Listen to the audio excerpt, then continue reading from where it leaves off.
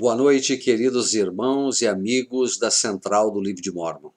Sejam bem-vindos a mais um estudo a respeito das Sagradas Escrituras, particularmente sobre o livro de Isaías. Fiquei muito feliz com o convite que recebi de poder compartilhar com vocês as verdades tão sublimes, tão especiais e tão profundas contidas no livro de Isaías.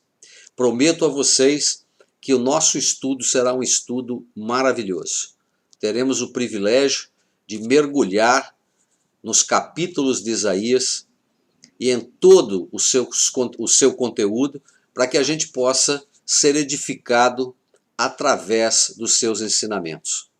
Antes de falar sobre o livro de Isaías, eu gostaria de falar um pouco sobre, dar a cada um de nós uma visão geral a respeito do Velho Testamento. Quando nós estamos estudando o Velho Testamento, nós temos uma tendência de achar que não tem nada a ver conosco, aquele povo, os ensinamentos que estão ali. Algumas pessoas não conseguem estudar o Velho Testamento a sua vida toda.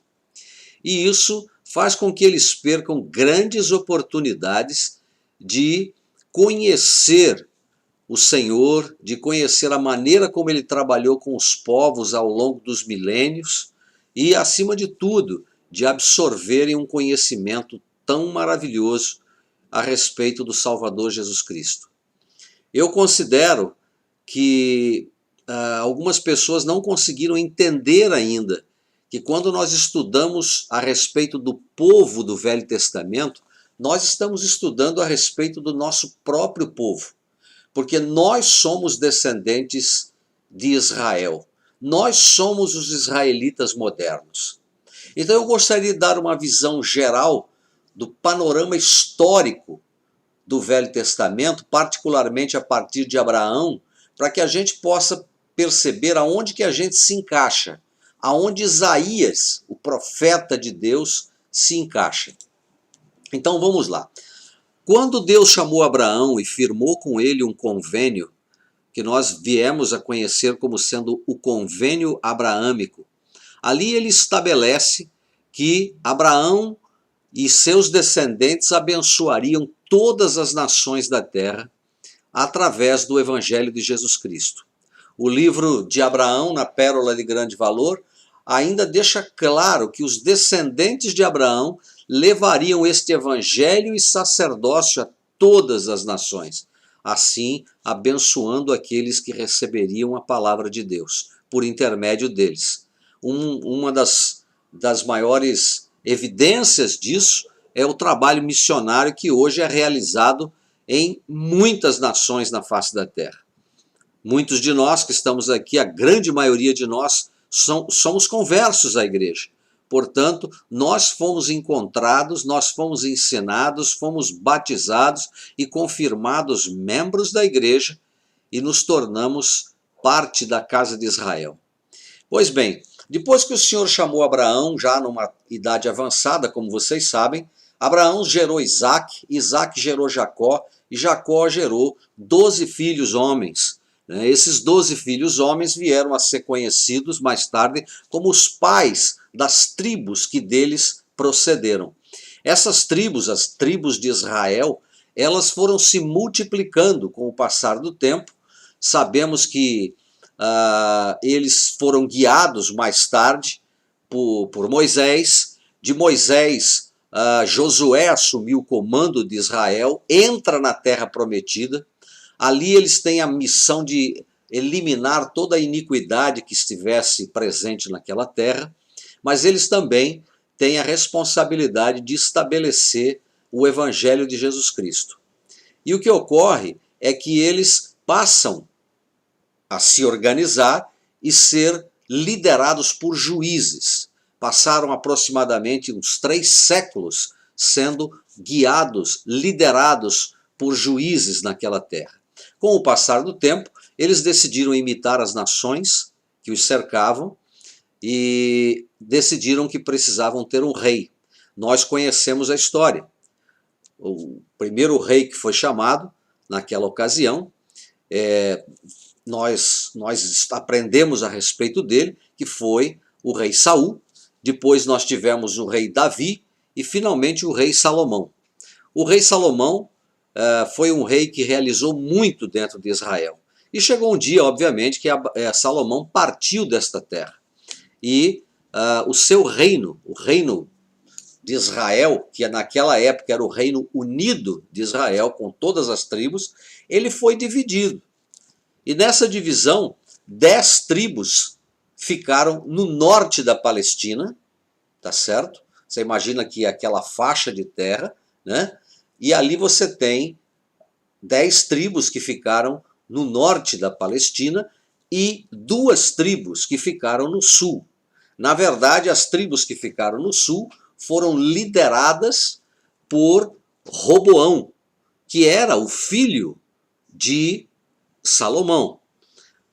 Como Salomão ele impunha pesados impostos sobre o seu povo, e com a morte dele o filho disse que a coisa ia ficar ainda pior, as tribos decidiram se dividir. Isso ocorreu por volta do ano de 970 a.C. E eles então foram morar no norte da Palestina.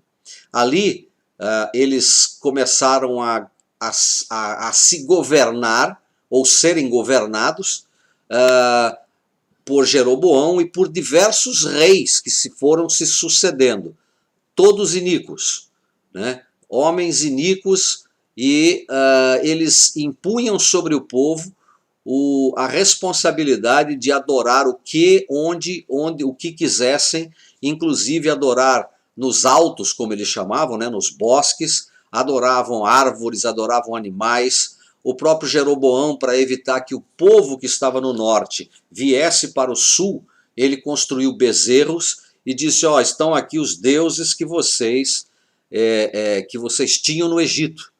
E, obviamente, isso era para evitar que as pessoas fossem até Jerusalém e adorassem ali no templo que outrora fora construído. Pois bem, esse tipo de problema foi gravíssimo. Lá no sul ficou a tribo de Judá, ficou metade da tribo de Benjamim, né, porque eles eram amigos, na verdade, da tribo de Judá, e remanescentes das outras tribos, que não quiseram de forma nenhuma ficar no norte em decorrência da iniquidade e da idolatria que lá prevaleciam. Embora essa iniquidade e idolatria fossem menor no reino de Judá, mas ali existia também a iniquidade em todas as formas que se pode imaginar.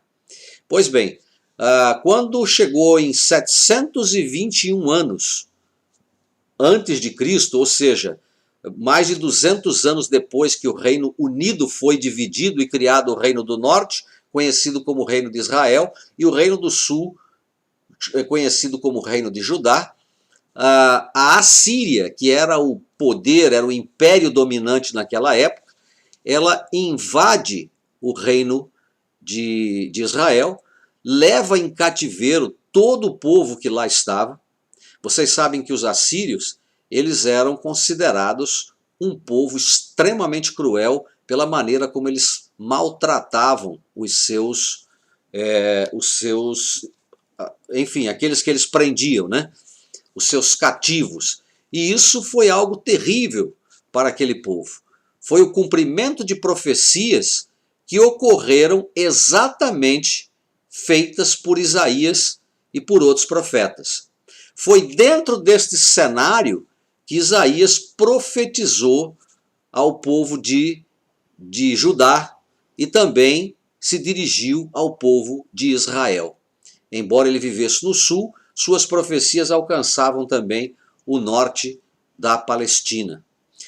Isaías foi o profeta que viveu entre 740 anos antes de Cristo, né?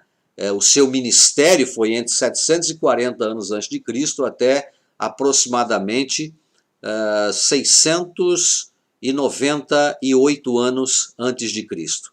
Seu ministério foi um ministério marcado por um período em que tanto o Reino do Norte quanto o Reino do Sul estavam vivendo guerras, estavam vivendo numa iniquidade desenfreada, né? E ele foi chamado como um profeta para deixar claro para aquele povo que ele tinha uma mensagem que era capaz de mudar o destino deles, era capaz de mudar o rumo de suas vidas se eles simplesmente abandonassem os seus pecados, tá certo?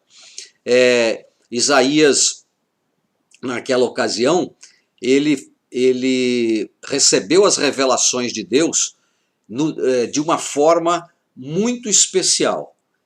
O capítulo 6 do livro de Isaías relata que ele estava no templo. E ali, enquanto ele estava no templo, ele recebe a revelação conforme nós conhecemos hoje no livro de Isaías. Eu, inclusive, gostaria de compartilhar com vocês algumas partes desse capítulo 6, já para a gente apresentar esse profeta maravilhoso, né? Isaías, ele é um profeta cujo nome significa Jeová é salvação. Ou seja, vinde a mim, o Salvador está dizendo, através destes ensinamentos. E eu queria que nós pudéssemos fazer desse nosso estudo uma oportunidade de ir a Cristo através de compreender o livro de Isaías, tá ok? Antes de entrar no texto do capítulo 6, eu queria mencionar para vocês o capítulo 23 do livro de Terceiro Nefe, para que vocês entendam a razão que nós estamos fazendo esse estudo nessa ocasião. O livro de Isaías, o livro de Terceiro Nefe, no capítulo 23, o próprio Salvador, ele presta testemunho, ele fala da importância, se nós formos prestar bem atenção, ele fala da importância que tem o estudo de Isaías para a nossa vida. É triste que algumas pessoas, quando estão estudando o livro de Mórmon, porque Nefe, ele ao trabalhar nas placas, ele percebe que lá dentro estavam inseridos os escritos de Isaías. Na verdade, 1/3 dos ensinamentos de Isaías estão dentro de Segundo Nefe. E algumas pessoas pulam, às vezes, Segundo Nefe, porque acham que Isaías é um livro difícil de entender. Mas eu quero dizer para vocês, irmãos, que o Salvador Jesus Cristo, ele pensa de forma diferente. E ele disse assim: e agora, eis que vos digo, que deveis examinar estas coisas. Sim, ordeno-vos que examineis estas coisas diligentemente, porque grandes são as palavras de Isaías. Porque ele certamente falou sobre todas as coisas relativas ao meu povo, que é da casa de Israel. Ou seja, irmão e irmã que está me ouvindo agora, o amigo que está me ouvindo agora, ele falou de você. Ele está falando daqueles que descendem do povo de Israel. Ele estava falando para aquela época, mas ele está falando para nós dos dias de hoje. E para todos aqueles que nos precederam. E ele ainda diz: e todas as coisas que ele disse foram e serão cumpridas de acordo com as palavras que ele disse. Na verdade, ele está deixando claro para nós que o que Isaías escreveu já se cumpriu, uma grande parte das coisas se cumpriram, entre elas, por exemplo, a invasão da Síria, da Assíria invadindo o Reino do Norte, onde estavam as 10 tribos, lá com a capital em Samaria, e ele está falando também da invasão da Babilônia por volta de 586, quando Jerusalém foi destruída, né? Pela primeira vez, ela é destruída pela Babilônia. E essas coisas já se cumpriram. E muitas outras depois, mas ainda tem muita coisa para se cumprir e que nós vamos hoje dar uma visão geral para vocês e depois vamos mergulhar de cabeça no texto e começar a extrair desse texto todo o conteúdo sagrado, importante, profético, citado por esse profeta maravilhoso, que é o profeta Isaías. Nefe, quando estava ensinando o evangelho aos seus irmãos, principalmente Lamã e Lemuel, que tinham uma tremenda dificuldade em compreender o livro de Isaías, e também o seu próprio povo, e ele deixa claro algumas das razões pelas quais o seu povo e mesmo seus irmãos não compreendiam os escritos de Isaías. Uma das razões é que eles não compreendiam a forma de profetizar do povo de Israel. o povo de Israel tinha uma forma de profetizar. Por exemplo, eles usavam muito simbolismo, utilizavam muita simbologia. E a simbologia, ela tem um significado profundo para todos nós. Por exemplo, nós quando vamos ao templo, nós estamos cercados de uma quantidade imensa de símbolos. Por trás de cada símbolo existe uma verdade espiritual. E que se nós formos leais e fiéis, Deus nos revelará o significado dessas coisas. Por isso que quanto mais ao templo a gente vai, quanto mais frequentamos a casa do Senhor, mais o Senhor nos revela se nós formos buscá-lo de todo o nosso coração. Então isso é muito importante. A outra coisa que Isaías utiliza no seu processo de ensinar o Evangelho é o que a gente chama de paralelismo. Esse paralelismo é quando duas verdades são comparadas, porém citadas com palavras diferentes. E aí você tem um reforço de uma verdade espiritual que está sendo ensinada. Isso dá consistência, dá força ao princípio que está sendo ensinado e mais clareza também. Isaías também utiliza metáforas, né? Essas metáforas sempre têm a intenção de nos ensinar com maior profundidade a intenção do Senhor e dos seus profetas ao compartilharem o Evangelho conosco. Então, isto é muito importante. Isaías também tem uma forma de ensinar que é parte dos ensinamentos do povo de Israel, e a gente vê isso repetido, por exemplo, no livro de Daniel, a gente vê isso repetido no livro de Apocalipse, que é essa dualidade. Ou seja, ele está falando uma coisa que, embora tenha uma aplicação no momento em que ele está vivendo, no período em que ele está vivendo, mas aquilo também alcançará o futuro. São acontecimentos que vão tomar parte no futuro e que vão afetar toda a humanidade. Então, essas são algumas coisas. Então, o que aconteceu? Quando ele ensinava os seus irmãos, lá em 1 Nefe, no capítulo 19, há uma escritura que, quando a gente é aluno do seminário, a gente precisa aprender essa escritura, né? E memoriza essa escritura. E ela deixa bem claro a intenção de Nefe, o poder que a palavra de Isaías tinha para ensinar o Evangelho. Ele diz o seguinte: e li-lhes muitas coisas que estavam escritas no livro de Moisés, mas para melhor persuadi-los a acreditar no Senhor seu Redentor, eu li o que foi escrito pelo profeta Isaías, pois apliquei todas as escrituras a nós para nosso proveito e instrução. Então, Nefe deixa claro que o livro de Isaías é capaz de nos conduzir a Cristo. É capaz de mover a nossa vontade para conhecê-lo mais, para nos tornarmos mais semelhantes a Ele. E com esses ensinamentos, o livro de Isaías, então, é citado em 2 Nefe, e ele ocupa uma grande parcela do conteúdo do livro. A intenção, com certeza absoluta, foi ensinar o povo de Israel como o Senhor se preocupou com o seu povo, como o Senhor se preocupou com eles, quais as profecias que foram feitas, como essas profecias afetaram o desenvolvimento do povo de Israel. Então, meu desafio hoje, irmãos, e meu convite a vocês, é que nós estudemos seriamente o livro de Isaías. Na verdade, eu tô desafiando vocês a, junto comigo, aprendermos aquilo que o Senhor tem reservado para os que buscam diligentemente estudar o livro de Isaías.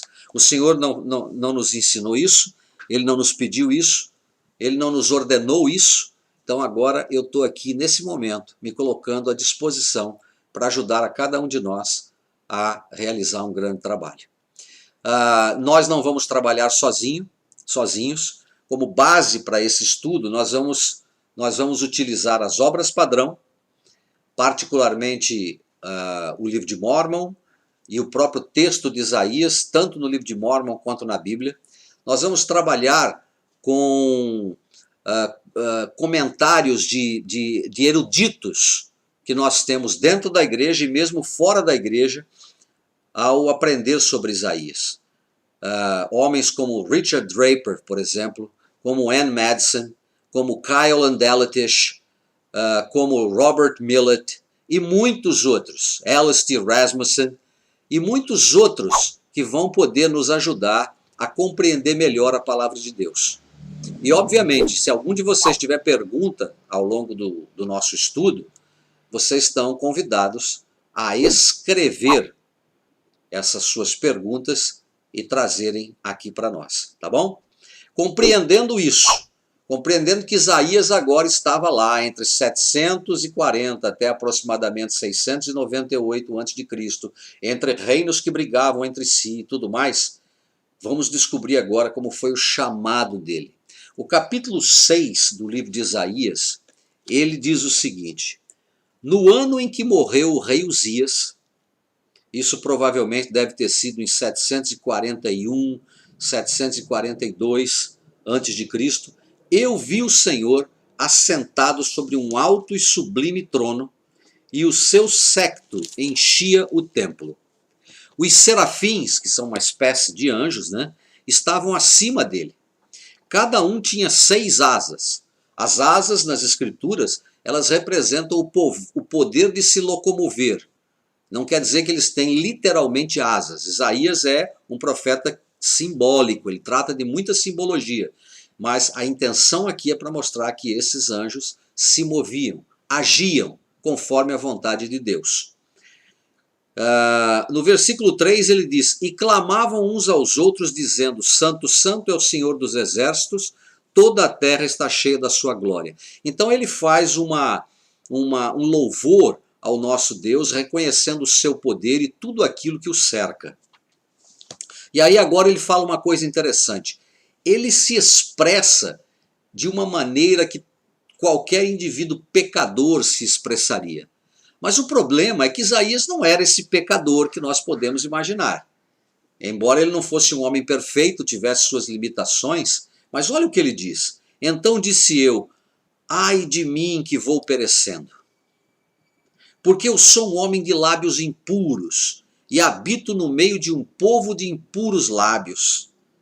E os meus olhos viram o Rei, o Senhor dos exércitos. Mas um dos serafins voou para mim, trazendo na mão uma brasa viva, que tirara do altar com uma tenaz. Vocês sabem que no tabernáculo, ou no templo, entre o lugar santo e o santo dos santos, que é onde ficava a arca, ali tinha um altar de incenso, que subia uma fumaça. A intenção dessa fumaça era representar a oração dos santos. E ali tinha o carvão. E ele então utilizou essa expressão do carvão sendo colocado na sua língua, na sua boca, porque ele era um homem de lábios impuros. Coisas citadas por outros profetas de Deus. Enoque, por exemplo, foi um deles. O que significava esse carvão? Será que será que o anjo realmente pegou um carvão de verdade, uma brasa, e colocou na boca de Isaías? Não. O significado disso é que Isaías estava sendo perdoado de qualquer uma de suas transgressões, se ele as tivesse, graves ou não. Ele estava recebendo o seu perdão. Ele estava sendo purificado para poder falar a mente e a vontade de Deus. Quando o Senhor chamou Enoque, por exemplo, e Enoque apresentou aquele temor, porque ele estava sendo chamado para ser um profeta, o povo odiava ele era muito jovem, ele tinha uma dificuldade com a fala, o Senhor disse para ele, abre a tua boca e ela encher-se-á. Então ele também foi purificado para poder pregar o evangelho. E foi exatamente isso que acontece aqui. E com ela tocou minha boca e disse, eis que isto tocou os teus lábios e a tua iniquidade foi tirada, ou seja, você foi perdoado e purificado o teu pecado. Depois disso ouvi a voz do Senhor que dizia, a quem enviarei? E quem há de ir por nós? Então disse eu, eis-me aqui, envia-me a mim. Quantas vezes a gente já ouviu isso de outros profetas, né? Irmãos, Isaías agora estava pronto. Por isso que ele diz, Senhor, envia-me a mim. Conta comigo. Às vezes nós temos oportunidade de servir na causa de Deus, na edificação do seu reino. E a gente precisa ter a coragem de se dizer, eis-me aqui, envia-me, conta comigo, Senhor. Eu estou pronto, eu me sinto limpo diante de Ti. Me abençoa para que eu possa fazer uma grande obra. E foi exatamente isso o que o Senhor fez com Isaías. Ele continua dizendo o seguinte, engorda o coração deste povo e endurece-lhe os ouvidos, fecha-lhe os olhos, não vem a ele a ver com os olhos e a ouvir com os seus ouvidos e a entender com o seu coração e a converter-se e a ser sarado. Ou seja, o povo, apesar de todos os esforços da pregação de Isaías, eles não aceitariam a verdade. Eles caminhavam a passos largos para a destruição. Destruição essa que traria muita dor, muito sofrimento ao povo de Israel e aos seus profetas. Isaías não era o único profeta que pregava o evangelho naquela época. No Reino do Norte nós tínhamos outros profetas pregando. E lá também a pregação era pesada, mas eles não tinham o menor desejo de mudar. E aí Isaías então fala, até quando, Senhor? No versículo 11. E respondeu, até que se assolem as cidades e fiquem sem habitantes, e nas casas não fique morador, e a terra seja assolada de todo. Então, para vocês terem uma ideia, a destruição que ocorreu, tanto no Reino do Norte quanto no Reino do Sul, ela destruiu para arrebentar mesmo os edifícios, as casas. Uma ocorreu em 721 a.C., que foi lá no norte, como eu mencionei, e o outro ocorreu em 586 pela Babilônia. Isaías foi destruído. Jerusalém foi destruída. O templo foi destruído. Os objetos sagrados foram levados embora. E foi exatamente nesse período, né, pouco antes desse período, melhor dizendo, no ano 600 a.C., que Leí vivia em Jerusalém. E ele então pregava o evangelho. Jeremias foi o profeta que era contemporâneo a Leí. E foi nessa época que as ameaças contra Israel, contra Judá, estavam acontecendo, de que se eles não se arrependessem, seriam destruídos. E foi exatamente o que aconteceu. Então, o Senhor estava muito triste com tudo aquilo. E Isaías, então, eu nem imagino a tristeza que ele sentiu quando ele pôde ver o que ia acontecer com o seu povo 200 anos mais tarde, né? E enfim, e o Senhor, e disse a escritura, no versículo 12, e o Senhor afaste dela os homens, e no meio da terra seja grande o desamparo. Ou seja, eles estavam sozinhos. Milhares morreram, milhares foram levados em cativeiro, milhares se perderam ao longo dos tempos. Mas se ainda a 10ª parte dela ficar, tornará a ser pastada, como o orvalho e como a azinheira, que depois de se desfolharem ainda ficam firmes. Assim a santa semente será a firmeza dela. Ou seja, havia uma expectativa de que num tempo futuro haveria uma restauração. E como de fato aconteceu. No tempo de Esdras, de Neemias, nós sabemos que isso ocorreu. Pois bem, então, irmãos, agora que nós já entendemos como foi o chamado, que Isaías estava pronto, vamos entender um pouquinho mais dessa visão geral, e com isso a gente vai encerrar a nossa aula de hoje. Isaías, ele teve 2 filhos, tá certo? Pelo menos é o que nós temos o relato sobre sua vida. Um dos seus filhos se chamava Sear-Jazub, e o outro se chamava Maher-Salar-Hasbaz. Esses nomes também tinham significado, nós vamos falar sobre isso numa outra ocasião. mas até mesmo os nomes deles indicavam parte do cumprimento da missão de Isaías. Ele também era casado, obviamente, a sua esposa era conhecida como uma profetisa, ela também recebia revelações de Deus, embora ela não tivesse o chamado de, como tem hoje o nosso profeta atual, o presidente Nelson, né, e o próprio Isaías, que eram profetas, videntes e reveladores, mas era uma mulher inspirada, pelo que o que pode se deduzir. Acredita-se que Isaías foi também um indivíduo que viveu dentro da realeza.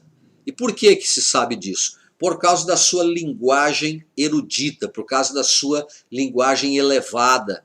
Ele não era uma pessoa comum. A linguagem que ele utiliza, os estilos que ele utiliza de literatura dentro do seu livro, indicam que ele tinha uma cultura elevada. E isso fazia parte muito grande. Tanto é que na sua época era comum o rei buscar o seu conselho. A sua esposa também era da realeza. Então é muito interessante observar isso, né? Temos historiadores que explicam isso com muitos detalhes, como Keil e Delitzsch, né, que explicam em detalhes essas questões, mostrando a parentela que existia entre Isaías e o rei, a sua esposa e o rei, e assim por diante. Mas nós não vamos nos ater nisso hoje. O que nos importa é o texto de Isaías, tá certo? Algumas coisas que nós vamos estudar durante esse período. Provavelmente nós não vamos fazer capítulo por capítulo até o capítulo 66 do livro de Isaías, mas nós vamos cobrir todo o conteúdo, né? Às vezes pegando de forma aleatória, para que a gente possa estudar todos os assuntos importantes. Então, alguns assuntos que eu queria mencionar que nós vamos estudar esse ano. Nós vamos aprender sobre a dispersão e a coligação de Israel. Vamos falar sobre isso. Na verdade, eu quero gastar um tempinho no começo de cada aula tratando sobre um ou outro tema que é para vocês ficarem bem a par do que vai acontecer. Segundo, nós vamos aprender sobre a restauração do Evangelho de Jesus Cristo, a vinda do livro de Mórmon. Vamos aprender sobre a vinda de Jesus Cristo, a primeira vinda. Aprenderemos também sobre a profecia que se referia a tudo que aconteceria com Cristo, como o que ocorre, por exemplo, no capítulo 53 de Isaías. No capítulo 58, nós aprendemos sobre a grandeza, o poder e a força que advém do jejum e da observância do dia do Senhor. Vamos aprender como a observância desses mandamentos afeta não somente a nós, mas como aqueles que de nós procedem, as nossas gerações, nossos filhos, nossos netos e assim por diante, tá ok? Vamos aprender a respeito do nascimento de Cristo. Vamos aprender sobre os títulos que a ele seriam atribuídos. E também aprenderemos sobre a segunda vinda e o milênio. Esses são temas que vamos explorar dentro de Isaías, utilizando as obras padrão para dar reforço e também a opinião dos profetas modernos, a sua posição em relação a esses temas e como isso pode nos ajudar a sermos melhores discípulos do Salvador Jesus Cristo. Eu queria, nesse momento, apenas dar como designação para vocês que vocês possam estudar do capítulo 1 até o capítulo 4 de Isaías para nosso próximo encontro. E assim nós vamos ter a oportunidade de aprender coisas extraordinárias na semana que vem, tá bom? Presto meu testemunho a vocês da veracidade do livro de Isaías e sei, sem dúvida nenhuma, que ele é um profeta de Deus. É o profeta mais citado de todos os outros profetas. Ele foi mais citado pelo Salvador Jesus Cristo, ele foi citado no livro de Mórmon mais do que qualquer outro profeta. 1/3 dos seus escritos estão no livro de Mórmon. A ênfase que é dada aos seus ensinamentos suplanta provavelmente a de outros temas, né, que nós encontramos dentro das Escrituras, apesar da importância que todos eles têm. Então, que Deus abençoe vocês, que Ele ajude vocês no seu estudo pessoal e que se aproximem mais de Cristo. Não se esqueçam aí de se inscreverem na Central do Livro de Mormon e darem o seu joinha aí no vídeo também, para que vocês possam continuar a receber as instruções e as informações que são tão importantes para mudar a nossa vida. Um grande abraço a todos e até a próxima aula, na semana que vem.